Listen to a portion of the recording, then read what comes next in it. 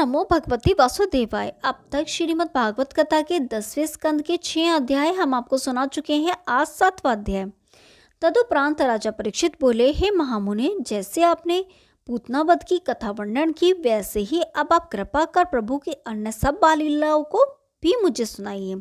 श्री सुखदेव जी कहने लगे, हे राजन, पूतना की मृत्यु सुनकर कंस को यह पूर्ण विश्वास हो गया कि मेरा काल रूप बालक गोकुल में ही उत्पन्न हुआ है। तत्पश्चात अपनी सभा के लोगों से कहने लगा, हे बंधुओं, आपने सुना नंद के पुत्र ने पूतना को मार डाला है, इसलिए मुझे ऐसा प्रतीत होता है कि मेरे मारने वाला वो ही है। अब मैं तुम सबको कह देता हूँ कि जो उस बालक को मारेगा या उसे मुझे लाकर देगा, उसे मैं भारी इनाम दूंगा। हे परीक्षित, राजा कंस की यह बात सुनकर एक सक्टासुर नामक असुर गोकुल में चल दिया। जिस नक्षत्र में श्री कृष्णचंद्र जी उत्पन्न हुए थे, वहीं उनके जन्म का नक्षत्र जब फिर आया तो उस दिन नंदराय जी ने समस्त गोकुलवासियों को आमंत्रित करके अपने घर बुलाया और अपने कुल की रीति अनुसार पूजा पाठ किया और ब्राह्मणों को बहुत सा धन दान में दिया। उस समय यशोदा और रोहिणी इत्यादि स्त्रियां मंगलाचार करके ग्वालों को भोजन कराकर आनंदित हो रही थी और अन्य सारे लोग भी कार्य में व्यस्त थे। उस समय श्री नंदन पालने में पड़े हुए भूख लगने के कारण हाथ पर चलाते हुए रोने लगे। उसी क्षण कंस का भेजा हुआ सक्टासुर की कपट रूप रखकर वहां आ पहुंचा। तब सक्टासुर ने श्याम सुंदर को देखकर अपने मन में यह निश्चय किया कि आज मैं पूतना को मारने का बदला ले लूंगा। यह विचार कर वह पालने के निकट लटके हुए एक छकड़े पर जा बैठा। जब वह छकड़ा डगमगाने लगा तो मुरली मनोहर ने उसका रहस्य जान लिया और रोते रोते एक ऐसा पैर मारा कि वह दही के मटकों से भरा हुआ छकड़ा उलट गया और सक्टासुर उसमें दबकर मर गया। तब उसके मरने का समाचार सुनकर कंस को बहुत ही घबराहट हुई। इधर जब छकड़ा गिरा और उसके नीचे रखे दूध दही के मटके के टूटने की आवाज आई, तब नंदराय जी आदि समस्त व्योव्रत दौड़कर श्री कृष्ण के पालने के पास आए। उस समय यशोदा जी ने भगवान को पालने से उठाकर अपनी छाती से लगा लिया और उन्हें बार बार पुचकारने लगी। इस घटना को देखकर सब लोग आश्चर्य करके यह सोचने लगे कि यह छकड़ा कैसे उलटकर गिर गया।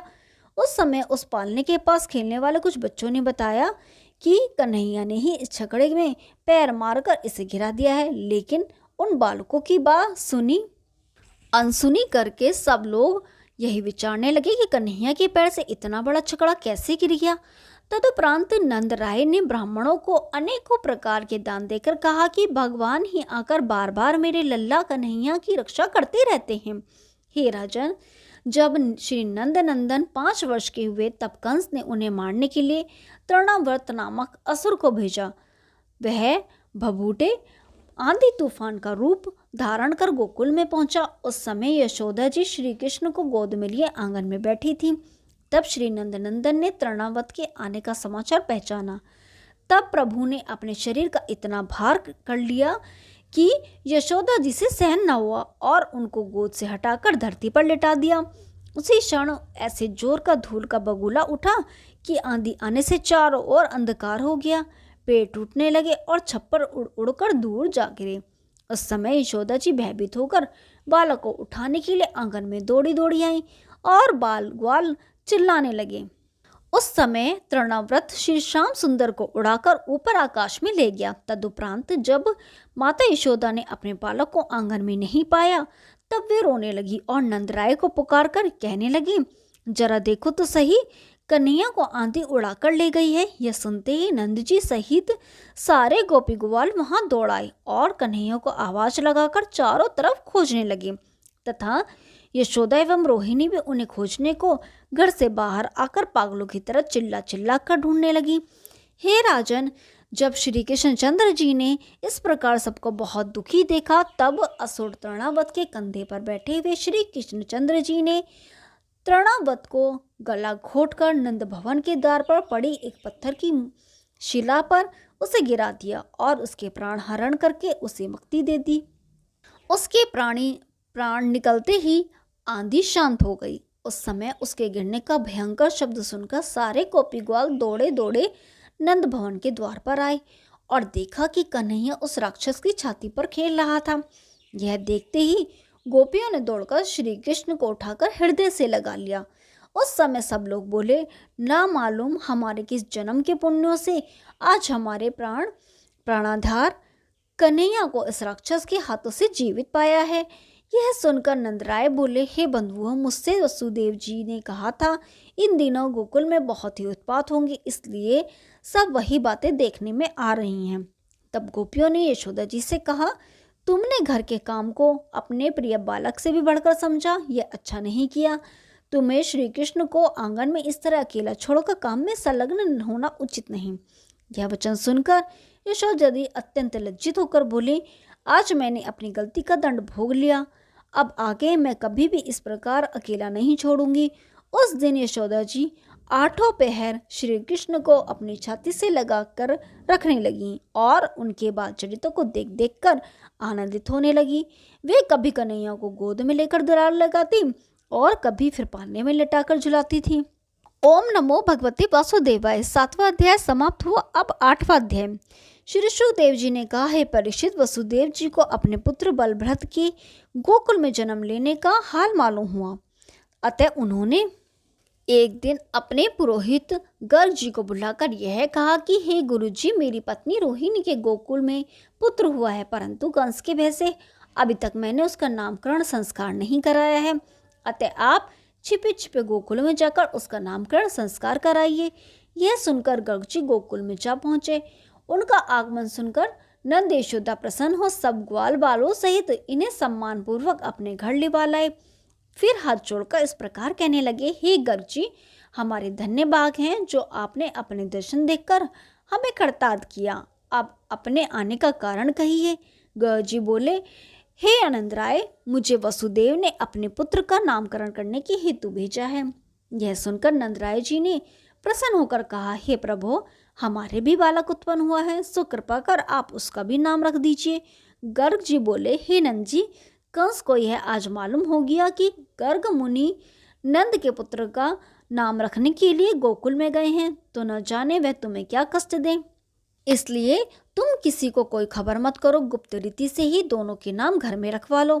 नंद जी अपने घर के भीतर के भाग में लिवा ले गए। उस समय गर्ग जी ने रोहिणी के पुत्र की कुंडली बनाई और जन्म लगन देखकर यह कहा, इस बालक की राशि का नाम राम है, परंतु यह इतना बली होगा कि संसारी लोग इसे बलराम कहकर पुकारेंगे। इसके नाम संकर्षण, दाऊ, बलदाऊ, हलधर तथा बलभद्र भी होंगे।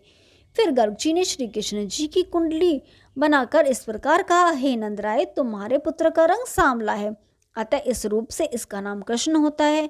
वैसे इसके अनेक नाम होंगे, अतः इसका नाम वसुदेव भी होगा। हे नंद जी, ग्रह ग्रहों के अनुसार तुम्हारा यह बालक परब्रह्म का अवतार है। तीनों लोकों में किसी के ऐसे सामर्थ्य नहीं है जो हमें जीत सके। तुमने श्री हरि की बाल लीला देखने के लिए पूर्व जन्म में तपस्या की थी, उसी के प्रताप से तुमने इन्हें प्राप्त किया। उन्होंने अपनी इच्छा से अवतार लिया है। जो प्राणी इनके नाम स्मरण करेंगे इस संसार में अपनी मनोकामना पाकर अंत में मुक्ति पद को प्राप्त कर लेंगे। ये दोनों बालक युग युगों में साथ साथ जन्म लेते हैं। हे परीक्षित, गर्ग जी के मुख से ऐसे वचन सुनकर नंद यशोदा को अत्यंत प्रसन्नता हुई। उन्होंने गर्ग जी को बहुत सा स्वर्ण एवं रत्न आदि देकर सम्मान सहित विदा किया। तत्पश्चात गर्ग जी ने मथुरा में आकर वसुदेव जी को समाचार सुना दिया, हे राजन, सलोने श्यामलाल शरीर वाले श्री कृष्ण चंद्र जी तथा बलराम जी जिस समय घुंघराले बाल मस्तक पर बिखरे, विविध रंगों के वस्त्राभूषण पहने, हाथों में खिलौने लिए, घुटनों के बल आंगन में चलते थे, उस समय यशोदा, रोहिणी और गोपियों के हृदय में आनंद होता था, उसका वर्णन नहीं किया जा सकता। भगवान श्री कृष्ण चंद्र जी तरह तरह की बाल लीलाओं तथा नंद यशोदा एवं गोपी ग्वालों को आनंदित करते थे। एक दिन एक ब्राह्मण नंद भवन में आ पहुंचा। तब यशोदा जी ने उसे दूध, चावल और शक्कर दी। ब्राह्मण ने उस दूध की खीर बनाकर कटोरे में परोसी और जब वह श्री श्याम सुंदर का भोग लगाने के लिए नेत्र बंद करके उनका ध्यान करने लगा, उस समय भक्त वत्सल श्री कृष्ण उस कटोरे के पास जाकर उनमें से खीर चाटने लगे।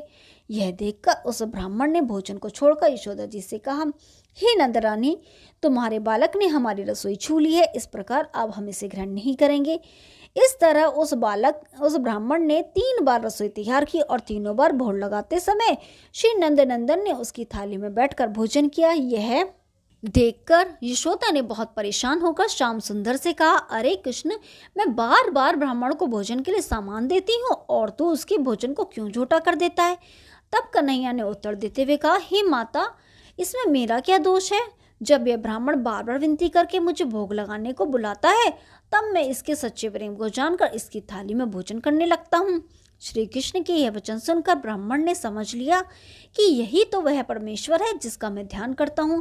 तत्पश्चात वह ब्राह्मण नंदरानी से बोला, हे यशोदा, तू धन्य है जो तेरी कोख से साक्षात परब्रह्म परमात्मा ने जन्म लिया है। मैं भी आज परम धन्य हो गया जो जगदीश्वर श्री कृष्ण ने मेरे द्वारा बनाया हुआ प्रसाद स्वीकार करके मुझे कृतार्थ कर दिया है।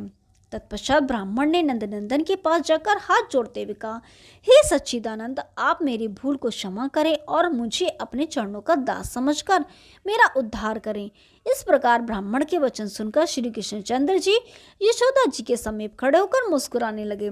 जब वह ब्राह्मण इस प्रकार प्रभु की स्तुति करके चला गया, तब नंदराय एवं यशोदा आदि ने इस कृष्ण चरित्र को सुनकर अपने हृदय में बड़ा आश्चर्य किया। श्री कृष्णचंद्र इस प्रकार नित्य प्रति विचित्र चरित्र करके सबको आनंद देते थे। हे परीक्षित, अब आगे की कथा सुनो। एक दिन घुटनों के बल चलकर बालक श्री कृष्ण ने घर के आंगन से बाहर आकर ब्रज की दही के समान चिकनी मधुर माखन मिट्टी खाई थी। यह देखकर गोपालकों ने यशोदा से जाकर कहा, तेरे लाल ने मट्टी खाई। यशोदा सुनमाई, कृष्ण ने मिट्टी खाई है। यह सुनकर यशोदा को बड़ा गुस्सा आया और वे बैंत हाथ में लेकर कन्हैया को धमकाने लगी। माता के भय से श्री कृष्ण जी कांपने लगे और बोले, हे मैया, मैंने माटी नहीं खाई है। ये ग्वाल बाल तो व्यर्थ ही मेरे पीछे पड़ गए हैं, जो तुझे झूठी बातों से गुस्सा दिलाकर मुझे पिटवाना चाहते हैं। यशोदा बोली, हे कन्हैया, तू मुझे अपना मुख खोल कर दिखला। यदि तूने मिट्टी नहीं खाई है तो तेरी जीभ साफ होगी। माता के इस प्रकार कहने पर भगवान श्री कृष्ण ने सोचा कि यही मौका है अब संसार की माया के अज्ञान में डूबी माता को अपने सच्चे स्वरूप का दर्शन देकर ज्ञान कराना चाहिए। जब उन्होंने अपना मुख खोला तो उसमें माता को तीनों लोकों सहित समस्त देवताओं के दर्शन हुए। उस समय यशोदा जी ने नंदराय जी से यह कहा कि मैंने आज कन्हैया के मुंह में समस्त ब्रह्मांड को देखा है। तब नंद जी ने उत्तर दिया कि यशोदा, गर्ग मुनि ने जो बात कही थी वह सब सत्य हो रही है। फिर तू पिता ही क्यों उन परम परमेश्वर को अपना पुत्र जानकर उनके पीछे हाथ में बैत लेकर दौड़ती है। हे राजा परीक्षित, उस समय यशोदा ने नंदराय जी के ऐसे वचन सुनकर बालक श्याम सुंदर को गोद में लेकर बहुत स्नेह सहित छाती से लगाते हुए कहा, हे पुत्र, तुम नवीन माखन और मिश्री को त्याग कर मिट्टी क्यों खाते हो। इतना कहकर माता श्री कृष्ण को लेकर घर के भीतर चली गई। एक दिन की बात है कि श्री कृष्ण और बलराम जी में आपस में खेलते खेलते किसी बात पर झगड़ा हो गया था। उस समय बलराम जी ने श्री कृष्ण जी से कहा, हे कृष्ण, तेरे माँ बाप नहीं है, तुझे नंद बाबा मोल लाए थे, इसीलिए तुझे हार जीत का दुख नहीं होता है। बलराम जी के ऐसे अभद्र वचन सुनकर श्री कृष्ण रोते रोते यशोदा जी के पास पहुंचकर इस प्रकार कहने लगे, अब तू मुझे सत्य सत्य बता दे कि मेरे माता पिता कौन हैं। यह सुनकर यशोदा जी ने गोरस की सौगंध खाकर कहा, हे कन्हैया, तेरी माता मैं हूँ और तू मेरा ही पुत्र है। उस समय नंदराय जी भी निकट खड़े होकर श्याम सुंदर की ये बातें सुन रहे थे, इसलिए उन्होंने भी प्रेम में मग्न हो श्री कृष्ण को गोद में लेकर हृदय से लगा लिया और बार बार मुख चूमने लगे। हे राजन, जब कृष्ण 5 वर्ष के हो गए और वे गोप बालकों के साथ गोकुल की गलियों में खेलने लगे, यदि किसी समय कोई ब्रज गोपी अपने घर नहीं होती थी तो भी नंदनंदन अपने सखाओं सहित निशंक होकर उसके सोने घर में घुस जाते थे और वहां रखे हुए दूध, दही, माखन आदि को अपने सखाओं सहित बैठकर खूब खाते थे। जब उनका पेट भर जाता था तब वे बचे हुए दूध, दही, माखन आदि को पृथ्वी पर लुढ़काकर बड़े बड़े मटकों और मटुकियों को फोड़ देते थे। ऐसे नित्य नए उपद्रवों से परेशान होकर गोपिकाएं उनसे बहुत मना करती थीं कि ऐसा ना किया करो, लेकिन वे किसी भी एक की ना सुनते थे। तब गोपियां प्रभु को माखन चोर कहकर प्रसन्नतापूर्वक लज्जित करती थीं। हे परीक्षित, कभी कभी गोपियां यशोदा जी के पास जाकर यह उलाहना देती थी कि तुम्हारे कन्हैया ने हमारे दूध दही को चुरा कर खा लिया है और अन्य बालकों को खिलाकर हांडी मटकी फोड़ डाली है। हम चीखों के ऊपर अपना सामान रखती हैं तो भी वे नहीं मानते। हम तुम्हारा संकोच कहाँ तक करें? वे यदि अकेले ही खाएं तो भी संतोष रहे, परंतु वे शेष बचे हुए गोरस को फैला देते हैं। अतः हे यशोदा, तुम अपने कन्हैयों को ऐसे करने से रोको। ऐसे अवसरों पर कन्हैया जी बड़ी दीनता का प्रदर्शन करते हुए यशोदा जी से कहते थे, हे मैया, ये गोपियां मुझे मिथ्या ही दोष देती हैं। किसी अन्य ग्वाल बाल ने इनका दूध दही खा लिया होगा। इन्हें मेरा नाम लेने की आदत पड़ गई है, आकर मेरी चुगली खाती हैं। हे मैया, तुम ही सोचो कि इनके छीके पर रखी हुई वस्तुएं किस प्रकार उतारी होंगी। मैं तो अपना घर छोड़कर कभी बाहर निकलता ही नहीं। हे माता, ये सब गोपियां मुझे यमुना तट अथवा घाट बाट से पकड़कर जबरदस्ती अपने घर ले जाती हैं। उस समय कोई मेरा मुंह चूमती है तो कोई मेरे कपड़े खींचती है, कोई टोपी उतार लेती है तो कोई मेरे गाल पर थप्पड़ मारकर ये कहती है कि तू हमें अपना नाच दिखला। हे मैया, इस प्रकार ये सब मुझे बहुत तंग करती हैं।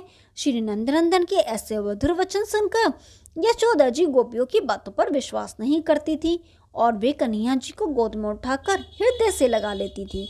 उस समय सब गोपियां भी श्री कृष्णचंद्र जी की प्यार भरी मीठी मीठी बातों को सुनकर अपना उलाना भूलकर हंसती हुई घर चली जाती थी। जब कन्हैया जी ने गोपियों के घर का गोरस चुनारा नहीं छोड़ा, तब सब गोपियों ने यह निश्चय किया कि एक दिन माखन चोर मनमोहन को गोरस सहित पकड़कर यशोदा के पास ले जाएंगे। एक दिन जब कन्हैया जी कई ग्वाल बालों के साथ किसी ब्रजवाला के घर में घुसकर माखन आदि चुराकर खा रहे थे, उस समय गोपियों ने मिलकर उन्हें पकड़ लिया। अन्य बालक तो भाग गए, केवल मनमोहन ही वहां रह गए। जब वे उनके साथ लेकर यशोदा के पास चली तो मार्ग में उन्होंने ऐसा खेल किया कि जो गोपी हाथ पकड़कर चले जा रही थी, उसके हाथ में उसके पति को इशारे से बुलाकर उसका हाथ पकड़ा दिया और उसके मुंह पर दही के हाथ पहुंचकर वहां से भाग गए। लंबे घूंघट में इस गोपी को इस बात का पता न चला। जब वह अन्य ब्रजबालों के साथ यशोदा जी के पास जाकर यह कहने लगी कि हे यशोदा, तुम्हारे लल्ला के कारण गोकुल में गोरस नहीं बचता है। यह प्रतिदिन हमारे दही दूध माखन आदि को चुरा कर खा जाते हैं और जब इन्हें कोई पकड़ता है तो ये बहाना बना देते हैं कि इसने जबरदस्ती मेरे मुख से माखन लगा दिया है। ये प्रत्येक के घर में जाकर दूध दही खाते हैं और बर्तनों को फोड़ डालते हैं। जब हम लोग उलाहना देने के लिए तुम्हारे पास आती हैं, तब तुम भी हमें झूठा ठहरा देती हो। अतः आज हम तुम्हारे लल्ला को माखन चुरा कर खाते समय ही पकड़ कर ले आई हैं। अब तुम जो चाहो वह करो। गोपियों की ऐसी बात सुनकर यशोदा ने कहा, हे सखी, मेरा मनमोहन कहाँ है? तुम अपने चोर का मुख तो देखो, तब तुम्हें स्वयं यह पता चल जाएगा कि तुम कहाँ से सच्ची हो। मेरा लल्ला तो कल से घर से बाहर निकला ही नहीं है। यशोदा जी के ऐसे वचन सुनकर जब उस गोपी ने अपने चोर का मुख देखा तो वहां अपने पति को देखकर वह लाज के मारे गड़ गई। गोपी ने तत्काल उसका हाथ छोड़ दिया और मन ही मन लज्जित होकर कन्हैया की चतुराई समझकर हंसने लगी। उस समय यशोदा जी ने गोपियों से कहा, हे गोपियों, तुम झूठा दोष लगाती हो। मेरा कन्हैया अभी 6 वर्ष का है, अतः वह चोरी करने योग्य नहीं है। गोपियों से इस प्रकार कहकर यशोदा ने अपने पुत्र से कहा, हे पुत्र, मेरे घर में सब प्रकार की मेवा मिठाई भरी पड़ी है, फिर तू उसे क्यों नहीं खाता और दूसरों के घर चोरी करता है? यह बात अच्छी नहीं है। हे परीक्षित, उस समय श्री कृष्णचंद्र जी तुतलाते हुए मधुर वचन में इस प्रकार कहने लगे, मैया जब मैं घर से चलूं, बुलावे गोवालिन घर घर मोही। को कहे मेरे घर क्यों नहीं आए, कौन पढ़ाओ तो ही। ताओ माखन खाए जा, लाला होनी होए सो होई। हे परीक्षित, इस प्रकार मनमोहन श्री कृष्णचंद्र जी अपनी नई नई लीलाओं द्वारा माता पिता और ब्रजवासियों को आनंदित करते रहते थे। जो प्रभु क्षीर सागर में शयन करते हैं, वे ही गोपियों के प्रेम में से उनके दही माखन के चोर बन गए। जिन प्रभु के चरण कमलों का ब्रह्मा शिव आदि सहज ही दर्शन नहीं कर पाते, उन्हीं को गोकुल की ग्वाली ने बाहां पकड़ पकड़ कर अपने आंगन में नाचना चाहती थी। भगवान भी भक्तों के वश होकर उनके मनोरथ पूर्ण करते थे। राजा परीक्षित ने पूछा, हे सुखदेव जी, नंद यशोदा ने ऐसा कौन सा तप किया था जिसके कारण श्री परब्रह्म परमेश्वर उनके पुत्र कहलाए और उन्होंने अपने बाल चरित्रों द्वारा उनके आनंद पहुंचाया। श्री सुखदेव जी बोले, हे राजा परीक्षित, पूर्व जन्म में नंद जी द्रोण नामक वसुदेवता थे और यशोदा जी उनकी धीर नामक पत्नी थी। उन दोनों ने बहुत दिनों तक परब्रह्म की प्राप्ति हेतु तप किया था। श्री हरि ने उनकी तपस्या से प्रसन्न होकर कि तुम इच्छित वर मांगो। आदि पुरुष श्री नारायण जी के ऐसे वचन सुनकर उन्होंने कहा कि भगवान, आपके समान ही त्रिलोकी का स्वामी उत्तम पुत्र हमें प्राप्त हो। यह सुनकर श्री नारायण जी ने प्रसन्न होकर कहा, हे तपस्वी हो, तुम्हारी इच्छा अवश्य पूर्ण होगी, परंतु मेरे समान दूसरा अन्य कोई भी देवता या मनुष्य इस संसार में नहीं है। अतः मैं स्वयं ही तुम्हारे घर आकर निवास करूंगा और अपनी अनेक मनमोहिनी रस भरी बाल लीलाओं से तुम्हें अपूर्व आनंद दूंगा। यद्यपि मेरा जन्म दूसरे परिवार में होगा, परंतु मेरे बाल्यकाल का भरपूर सुख आप ही को प्राप्त होगा। इस प्रकार वरदान देकर प्रभु अंतर्धान हो गए। हे राजा परीक्षित, ब्रज में ये द्रोण वसु नाम के तपस्वी ही नंद जी हैं और उनकी तपस्विनी पत्नी धरा देवी श्री यशोदा जी के रूप में जन्म लेकर प्रकट हुई हैं। ओम नमो भगवते वासुदेवाय। 8वां अध्याय समाप्त हुआ, कल 9वां अध्याय शुरू करेंगे। तब तक के लिए नमस्कार।